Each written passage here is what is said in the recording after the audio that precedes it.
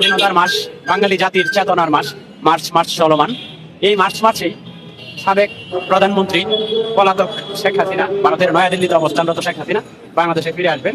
প্রিয় দর্শক, এই মুহূর্তে পাওয়া সর্বশেষ গরম বাংলা সংবাদ। এবার প্রকাশ্যে সাবেক প্রধানমন্ত্রী শেখ হাসিনা 15ই মার্চ দেশে আসবেন। তো ভিডিওটি কি হতে চলেছে বিস্তারিতভাবে স্ক্রিনের মাধ্যমে দেখে আসি। স্বাধীনতার মাস, বাঙালি জাতির চেতনার মাস। মার্চ চলমান। এই মাসেই সাবেক প্রধানমন্ত্রী পলাতক শেখ হাসিনা, ভারতের নয়াদিল্লিতে অবস্থানরত শেখ হাসিনা বাংলাদেশে ফিরে আসবেন, এমন একটি বিষয় পরিলক্ষিত হচ্ছে।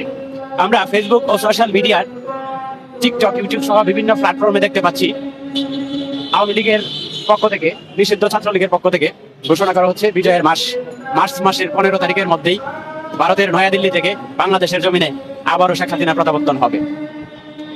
এই বিষয়টি নিয়ে আমরা অসংখ্য মানুষের সাথে কথা বলেছি। আজকে রয়েছি জাতীয় প্রেস ক্লাবে। এখানে এসেছি যে মার্চ মাসে আসলেই শেখ হাসিনা ফিরে আসবে এমন কোনো তথ্য এখানে রয়েছে কিনা। এখন পর্যন্ত যাদের সাথে আমরা কথা বলেছি, যাদের কাছ থেকে যা কিছু জানতে পেরেছি, যতটুকু উপলব্ধি হয়েছে ততটুকুতে যে বিষয়টি উঠে এসেছে সেটি হচ্ছে এরকম যে বাংলার মাটিতে এরশাদের পতনের পরে এরশাদ যেমন মাথা উঁচু করে আর দাঁড়াতে পারেনি, তদরূপ পলাতক প্রধানমন্ত্রী, সাবেক যে প্রধানমন্ত্রী, সেও আর মাথা উঁচু করে বাংলার জমিনে দাঁড়াতে পারবে না, এমনটি এখানে অসংখ্য মানুষ মতামত দিয়েছে।